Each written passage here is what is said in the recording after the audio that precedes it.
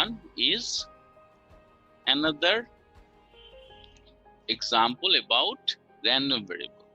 So see, here we consider one experiment about 2 fair coins and 1 fair die. So if we flip 2 fair coins and 1 fair die simultaneously, then what are the outcomes, or what are the sample points in the sample space? So first of all, for 2 fair coins, we know there are 4 outcomes: HH, HT, TH, and TT.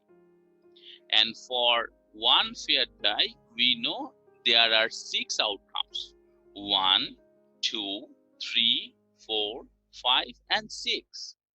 So altogether, we will have these outcomes. That means 4 times 6. So that means we will have in total 24 sample points in our sample space. So for example, the first one is HH1, then HH2, then HH3, and so on up to HH6. So similarly, TT1, TT2 up to TT6. So these are the 24 sample points for this experiment. Now, here we can define 2 separate random variables. One is number of heads. So if we consider X is our variable which denotes number of heads, and Y is another variable which denotes number of dots for the fair die. So if we just consider X, then what are the outcomes for X? So number of heads, see here, number of heads 2, 1, 1, and 0. Similarly 2, 1, 1, 0. So this way we can have the values for X. So see, for X the values are 0, 1, and 2. So similarly for Y we consider number of dots. That means how many dots we have in total. So see, here we can consider the values for Y as 0, 2, 4, and 6. Why? Because we consider the number of dots which are even. So for example, here we have 1 dot, here we have 2. So there are 3 even numbers we know: 2, 4, and 6. And we can also say there is no even. So 2, 4, 6, and 0. So for X, number of heads 0, 1, 2. So for 0, X equals to 0. That means no head. So how many sample elements we have here without any head? These 6, right? So there are 6 elements. Those don't have any heads. So that means number of favorable outcomes are 6, and the total outcomes are 24. That's why when X equals to 0, we can say the probability is 6 over 24. Similarly, when X equals to 1, we can say the probability is 12 over 24. And third one, X equals to 2, we can say the probability is 6 over 24.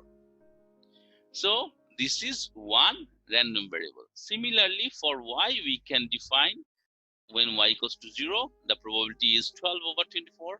When Y equals to 2, the probability is 4 over 24. When Y equals to 4, the probability is 4 over 24. And when Y equals to 6, the probability is 4 over 24. So from this table, we can define 2 separate random variables. Okay. Now what about discrete random variables? Here we put more examples about discrete random variables. Sum of roll of 2 dice. That means about their upper faces values. So if we sum, that means for 2 dice, it can be 1, 1. So the summation is 2. So the minimum value for the summation is 2 for 2 dice, right? So it can be 2, 3, 4 up to 12, because the maximum value for any die is 6.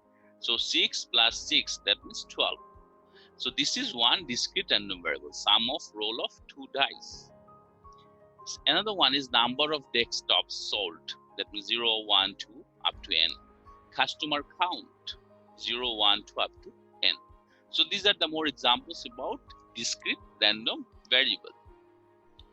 Now next one is continuous random variable. Here we put more examples about continuous random variable. So for continuous random variable, see, we have the examples like lifetime of a machine, interest rate 3.25%, 6.125%, like this. Task completion time, a non-negative value. Price of a stock, a non-negative value, right? So these are the examples of continuous random variables. Now what about the probability distributions? So according to the random variable, we can have different types of probability distribution. So as we have two types of random variables, discrete random variable and continuous random variable. So those probability distributions are for discrete random variable is called discrete probability distribution. And those probability distributions are for continuous random variable, it's called continuous probability distribution. So here I just put few names of the discrete random variable and continuous random variable. For discrete random variable, say Bernoulli distribution, binomial distribution, Poisson distribution, these are discrete probability distribution. For continuous probability distributions, say uniform distribution, normal distribution, exponential distribution, and T distribution. So there are many more distributions about discrete probability distribution as well as continuous probability distribution. So we will discuss in detail about all these probability distributions in our next few lectures.